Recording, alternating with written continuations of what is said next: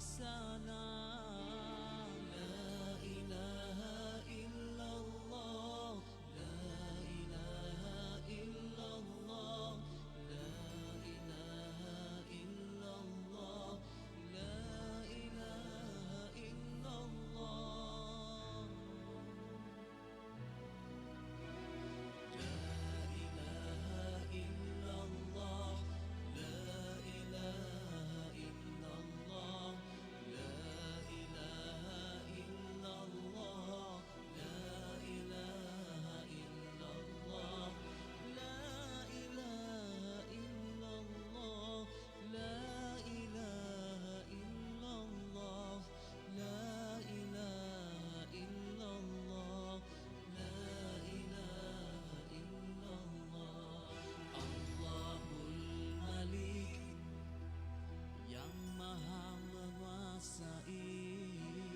Allahul Qudus yang maha suci, Allahul Aziz yang maha perkasa, Allahul Hakim yang maha bijaksana.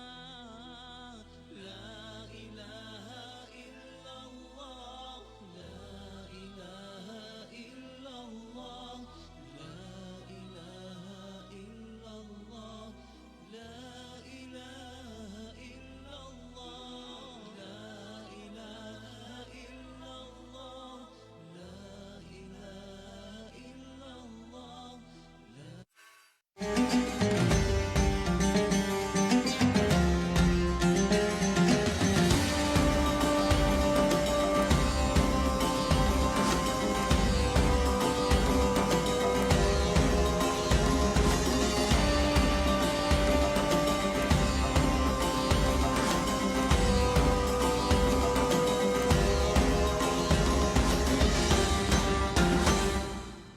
Bismillahirrahmanirrahim. Assalamualaikum warahmatullahi wabarakatuh. Alhamdulillah anda bersama dengan saya Izmin Faris dalam Assalamualaikum Subuh. Kita bersiaran secara langsung di studio penyiaran TV Al-Hijrah 20 Julai 2023 bersamaan dengan 2 Muharram 1444 Hijrah. Alhamdulillah kita dah masuk pada tahun baru. Mudah-mudahan tahun ini memberikan lagi kebaikan buat kita daripada tahun yang lalu dan mudah-mudahan tahun yang lalu Allah mengampunkan segala dosa-dosa kita dan menerima semua amalan-amalan kita insya-Allah. Dan kepada anda yang sedang menonton juga boleh menonton kami di Facebook TV Al-Hijrah. Mudah-mudahan boleh share, boleh like, boleh komen di sana insya-Allah. Dan pagi ini kita nak berbicara berkaitan dengan kerahmatan Rasulullah sallallahu alaihi wasallam. Biasalah bila-bila masuk bulan Muharram ni kita nak cerita tentang hijratul Rasul, kita nak cerita tentang batang tubuh Rasul sallallahu alaihi wasallam. Dan kita bawakan kepada anda di studio kita pada pagi ini iaitu Al-Fadhil Ustaz Ahmad Syukri Yusof, iaitu ikon peyatim yang ada bersama-sama dengan kita. Assalamualaikum Ustaz. Waalaikumsalam warahmatullahi. Alhamdulillah bertemu kita lagi Ustaz. Alhamdulillah. Subhanallah, mudah-mudahan pertemuan kita dirahmati oleh Allah. Amin amin. Tapi Ustaz, pagi ni kita nak bercerita berkaitan dengan rahmat ni. Mungkin Ustaz boleh mulakan dengan apa dia yang dimaksudkan dengan rahmat ataupun rahmah ni Ustaz. Silakan. Assalamualaikum warahmatullahi wabarakatuh. Alhamdulillah wa bihi nasta'in. Wassalatu wassalamu ala Rasulillah wa ala alihi wa sahbihi ajma'in. Amma ba'. Saudara pencara yang saya hormati, sidang penonton TV Hijrah yang bersama-sama dengan kita pada waktu ini. Saya fikir perkataan rahmat ataupun rahmah itu adalah perkataan-perkataan yang biasa kita sebut apabila kita nisbahkan kepada Nabi kita sallallahu alaihi wasallam. Kerana seperti yang kita tahu, kita maklum bahawa kebangkitan Nabi sallallahu alaihi wasallam itu sendiri adalah rahmah. Wa ma arsalnaka illa rahmatan lil alamin. Dan kami tidak utuskan engkau wahai Muhammad melainkan untuk sebagai rahmat kepada sekalian alam. Persoalan yang ditanya tadi, apakah makna perkataan rahmat itu? Orang Melayu kita sebut rahmat ada, rahmat ada, tak ada masalah pun. Sama je dulu. Sama saja. Cuma bila kita sebut Arab tu rahmah. Tapi dalam bahasa Melayu ni kadang disebut rahmat, rahmah. Itu bukan isu kita. Baik, perkataan rahmat ini daripada perkataan bahasa Arab rahima yarhamu. Rahima yarhamu. Arti rahima yarhamu ni ada beberapa artilah. Satu perbincangan panjang kalau dari sudut bahasa. Cuma kita ambil beberapa contoh perbincangan itu. Ada yang menyebut perkataan rahima yarhamu ini maksudnya ialah lembut hati kepada seseorang. Maksudnya bila kita lembut hati kepada seseorang, itu tandanya kita ada sifat rahmat. Kita ada sifat kasih sayang. Ada juga yang menyebut bila perkataan rahmat ini ialah kita menyalurkan kasih sayang kepada seseorang. Itu juga rahmat. Rahmat juga dengan pengertian iaitu belas kasihan. Rupanya belas kasihan juga adalah sebagai satu bentuk rahmat. Itu yang kita baca berkenaan dengan matlamat daripada asas kekeluargaan itu, ataupun Allah Subhanahu wa taala menjadikan manusia itu berpasang-pasangan. Wa min ayatihi an khalaqalakum min anfusikum azwaja litaskunu ilaiha wa ja'ala bainakum mawaddatan wa rahmah. Jadi ada perkataan mawaddah, ada perkataan rahmah. Mawaddah di situ maksud dia kasih sayang. Rahmat ni macam kita sebut tadilah. Rahmat ini sama ada maksudnya kasih sayang ataupun perasaan prihatin. Kalau tengok Profesor Hamka memberi terjemahan kepada rahmat di situ, maksud dia, kata Profesor Hamka, ada beza antara mawaddah dengan rahmah. Mawaddah ni dia betul pure punya cinta, kasih, sayang. Itu mawaddah. Rahmah ni ialah dalam cinta, dalam kasih tu dia ada unsur keprihatinan. Rasa kasihan belas. Lagi dalam. Lagi dalam. Sebab itu kalau kita tengok umur perkahwinan itu sendiri, dia mesti ada mawaddah warahmah. Mungkin di peringkat awal perkahwinan orang muda macam saudara ni, dia mawaddah tu menguasai perkahwinan. Tapi bila usia meningkat macam saya ni, dah orang tua ni, mungkin rahman itu, perasaan belas, kasihan itu ada dalam unsur kasih sayang. Begitulah Allah Ta'ala menciptakan manusia ini. Dalam diri manusia itu sendiri sebenarnya ada kasih sayang, ada rahmah. Tetapi yang kita sedih kadang-kadang kita mendengar berita-berita anak memukul ayah, memukul ibu. Minta maaf kita sebut, kadang-kadang seorang bapa melakukan perkara yang tidak sepatutnya kepada anak sendiri, anak kandung sendiri.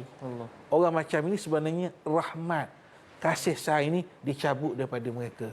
Bertukar daripada manusia yang sepatutnya bersifat rahmat menjadi binatang yang sangat buas. Bahkan lebih teruk dari binatang. Binatang sendiri pun tidak melakukan perkara demikian kepada anak-anak mereka. Allah, lebih teruk daripada binatang. Betul, maksudnya menunjukkan manusia ni sepatutnya semulia-mulia makhluk lah, tapi tidak digunakan rahmat yang Allah bagi itu akhirnya jatuh. Ustaz, tadi ada baca berkaitan dengan ayat Quran surah Al-Anbiya ayat 107, wa ma arsalnaka illa rahmatan lil alamin. Tidaklah kami utuskan kau wahai Muhammad agar rahmat itu ke seluruh alam. Macam mana Ustaz dia punya mungkin tafsiran bagi kami faham macam mana rahmat itu pergi ke seluruh alam, Ustaz? Silakan.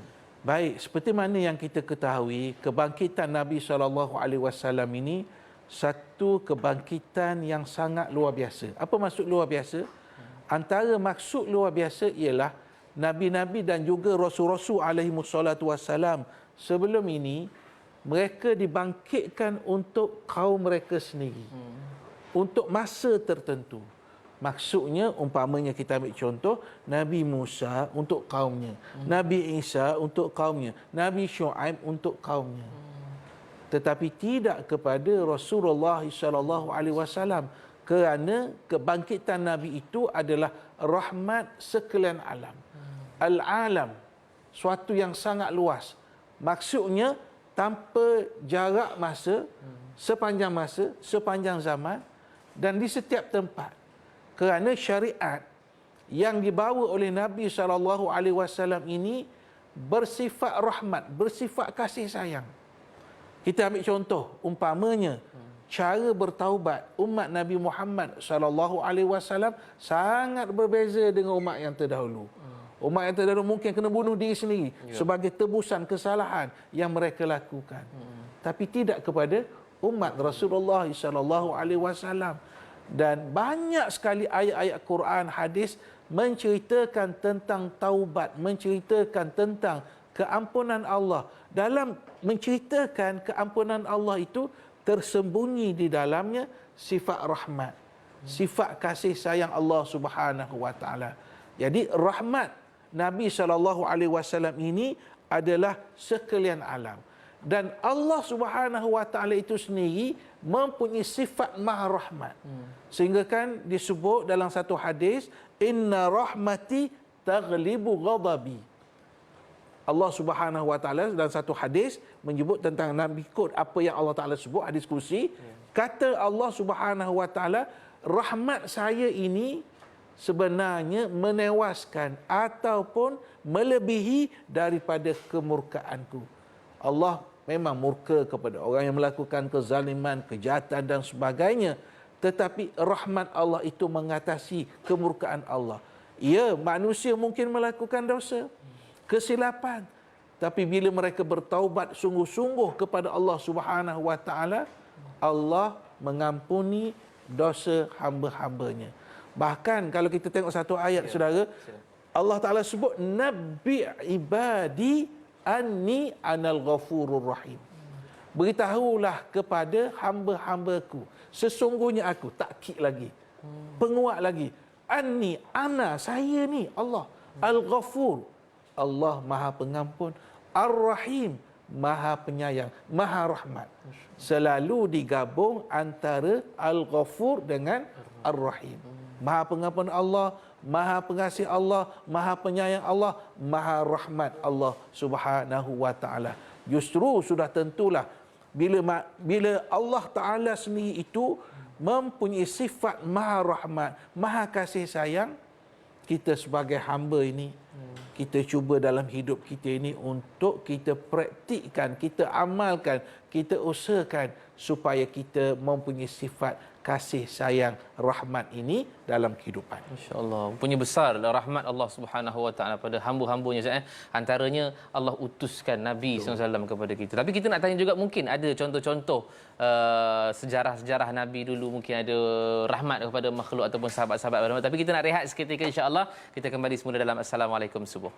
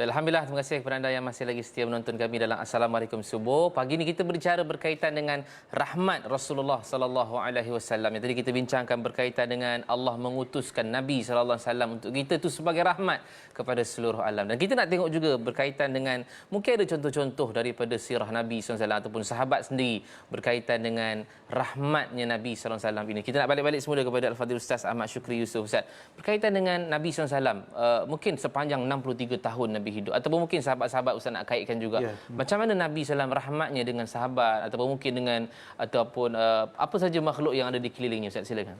Baik, kita mulakan dengan rahmat dan kasih sayang Nabi SAW ini kepada makhluk, kepada manusia. Mungkin kita kecilkan skop kepada anak-anak, kepada cucu. Di mana satu ketika apabila Rasulullah SAW mencium cucunya namanya Al-Hasan, ada seorang lelaki namanya Al-Aqra Ibnu Habis. Dia tengok, dia perhati. Dia pun kata macam ni. Inna li asyrata abna ma qabbaltu ahadan minhum. Saya ni ada 10 orang anak ya Rasulullah. Tapi seorang pun saya tak pernah cium. Sebab apa? Itu nak tunjukkan kehebatan dia sebagai ayah. Dia tak cium, tak beri kasih sayang. Hebatlah. Nabi jawab simple je. Nabi kata ma la yarham la yurham. Siapa yang tidak mempunyai sifat rahmat, dia tidak akan dirahmati. Siapa yang tidak menyayangi, dia tidak akan disayangi. Jadi pedoman pada kita. Kalau kita punya anak, kalau kita punya cucu, kita mesti menyayangi mereka. Sebab Allah akan tunjuk di dunia. Bila kita buat baik, Allah akan tunjukkan kebaikan kepada orang-orang yang kita buat baik. Itu contoh yang sangat banyak berkenaan dengan kasih sayang Nabi SAW kepada anak-anak. Satu ketika Rasulullah SAW lalu satu kawasan.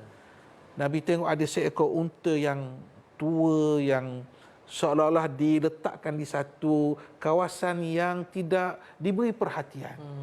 Unta ini dulu khidmat kepada tuan dia lama. Tapi bila dah tua tu diletakkan di tepi, kadang diberi makan, minum, kadang tak diberi. Nabi mendekati unta itu. Nabi gosok unta itu. Nabi gosok. Dan Nabi bercakap-cakap. Apa Nabi cakap tidak disebut dalam hadis, tapi Nabi bercakap. Mengalir air mata unta tersebut. Kemudian Nabi tanya, siapakah pemilik unta ini? Lalu seorang lelaki Ansar mengaku, ya Rasulullah, saya. Jadi Nabi memberi teguran yang baik.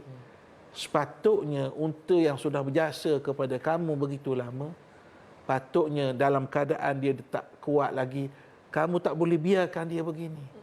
Kamu mesti diberi makan, mesti diberi minum.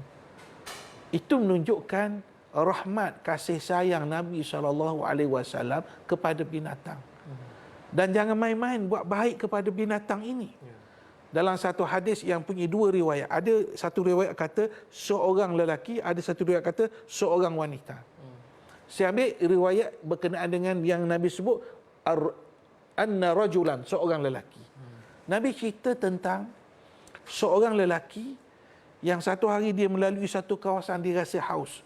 Bila rasa haus yang amat sangat, dia pergi cari sumber air, dia jumpa satu perigi dan dia turun di perigi itu. Maksudnya perigi dia bukan macam perigi kita. Perigi kita zaman dulu, saudara tak sempat ni. Zaman dulu kita ada timba, kita ambil air tu. Telaga ataupun perigi zaman itu ialah dia kena turun ke bawah untuk mengambil sumber air. Dia pun turun ke bawah. Turun ke bawah, dia pun minum, dia naik ke atas. Bila naik ke atas, dia tengok ada seekor anjing sedang menjilat tanah yang lembap.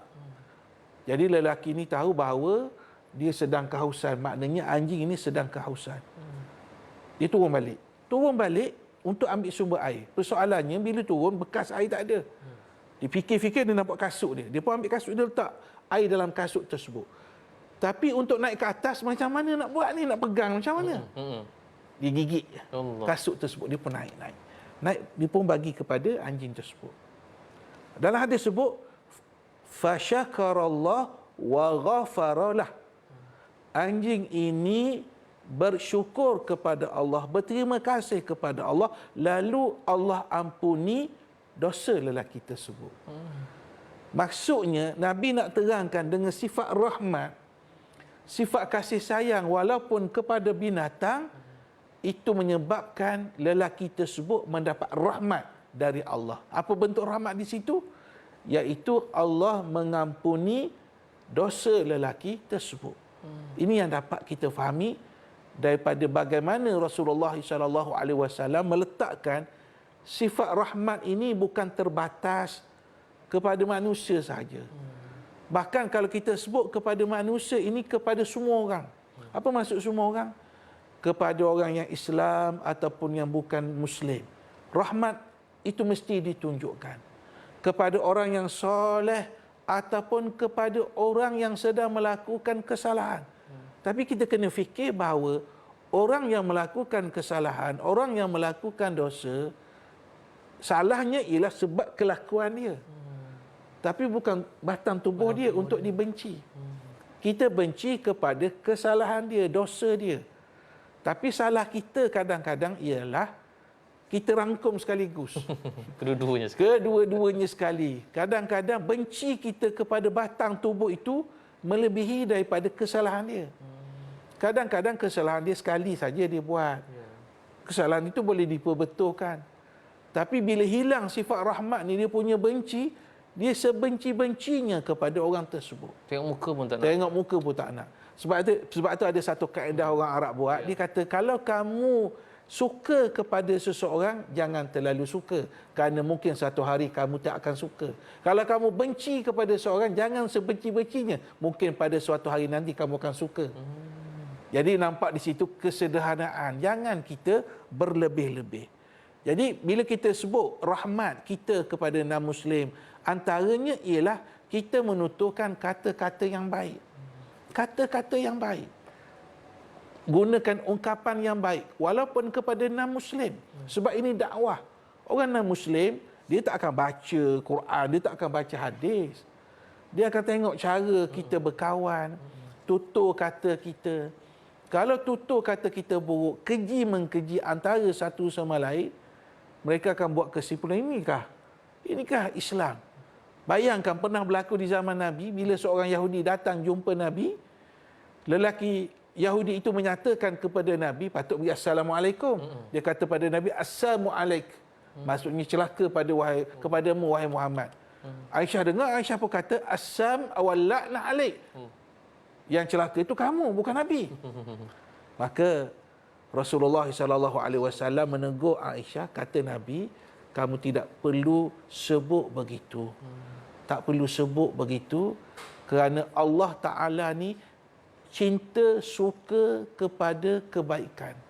Suka kepada kelembutan. Innallaha rafiqun yuhibbur rifqa fil amri kulli. Kata Nabi, sesungguhnya Allah ini, dia maha lembut, dia maha kasih sayang, dan dia suka kelembutan pada semua perkara. Dapat kita faham di sini ialah bagaimana sifat rahmat yang ada kepada Nabi SAW ini bukan hanya kepada orang tertentu, bukan kepada bangsa tertentu, bukan kepada makhluk tertentu, tetapi untuk semua.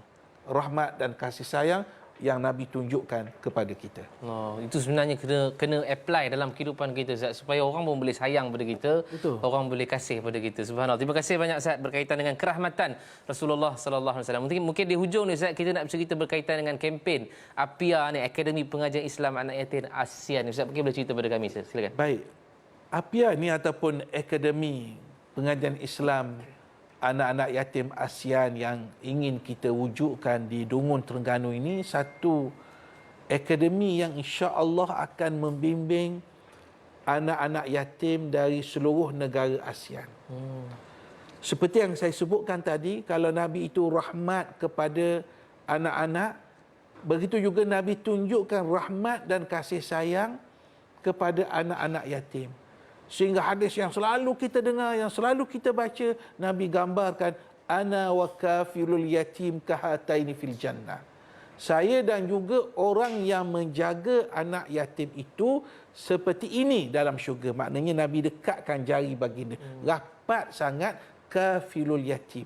Orang yang jaga. Jadi kafilun ni maksud dia orang yang menjaga. Orang yang memelihara. Orang yang mengambil berat. Jadi dalam keadaan begini, kita nak ambil semangat daripada hadis yang kita baca itu, kita nak zahirkan rahmat, kasih sayang kita kepada anak-anak yatim ni, di antaranya ialah kita membantu mereka mendapat pendidikan yang terbaik. Kerana akademi ini satu institusi yang akan memberi bimbingan. Dalam tu ada kompleks, ada masjid.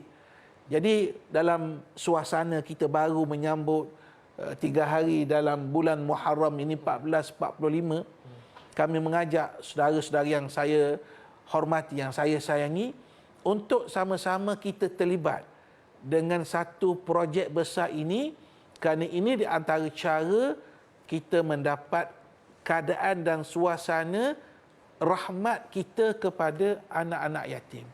Dan kita percaya untuk membantu anak yatim ni, dia bukan dalam bentuk kita beri makan, minum. Kita tak nafian tu. Hari raya anak yatim kita kumpul dekat hotel, betul. Kita pun hormat yang tu, tak ada masalah. Tapi dia tak boleh sekadar hanya 1 hari, 2 hari, 10 hari. Dia proses pendidikan ini ialah proses yang berterusan. Dan satu fakta saudara yang saya lihat, yang saya kaji, anak-anak asnaf ni termasuk anak-anak yatim juga, kita nampak cara kita nak ubah kedudukan mereka daripada keadaan mereka yang susah, yang dalam suasana yang sukar ini, fakir, miskin ini, kalau kita nak ubah mereka, antara dalam bentuk yang paling mudah dalam bentuk pendidikan. Pendidikan. Sebab daripada pendidikan ini, kita akan beri kesedaran, beri ilmu, beri kemahiran. Dan dengan ilmu dan kemahiran ini, mereka boleh mengubah kehidupan mereka. InsyaAllah saya fikir saudara-saudari yang bersama dengan kita pada pagi ini punya kemurahan hati, semangat yang wajar di pagi-pagi ini untuk kita infakkan sebahagian harta kita ke jalan Allah Subhanahu wa taala, dan kita sentiasa ingat firman Allah, wa ma anfaqtum min syai'in fa huwa yukhlifu wa huwa khairur razikin. Apa sahaja yang kamu infakkan daripada sesuatu, maka Allah Subhanahu wa taala akan ganti. Kita kena ingat, wa huwa khairur razikin. Allah adalah sebaik-baik pemberi rezeki. Wallahu a'lam. Baik, terima kasih kita ucapkan kepada Al-Fadhil Ustaz Ahmad Syukri Yusof, merupakan ikon peyatim. Pagi ini banyak berkongsi dengan kita tentang kerahmatan Rasulullah sallallahu alaihi wasallam dan juga peyatim yang dikongsikan dengan kita. Mudah-mudahan kita doakan dipermudahkan urusan oleh Allah Subhanahu wa taala. Ada masa kita jumpa lagi Ustaz nanti? Insya-Allah. Baik, kepada anda yang sedang menonton jangan ke mana-mana, insya-Allah sekejap lagi kita akan berada dalam Assalamualaikum. Kita nak bercerita berkaitan dengan angkara debat. Semuanya sebentar lagi dalam Assalamualaikum. Jumpa lagi.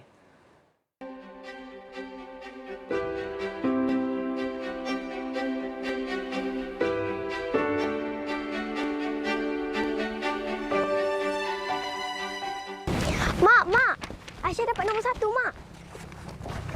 Betul cakap Mak. Walaupun kita miskin, tapi kalau kita berusaha bersungguh-sungguh, mesti berjaya. Allah sentiasa bersama dengan orang yang sabar, kan, Mak? Mak rehat dah dulu. Besok Aisyah datang balik.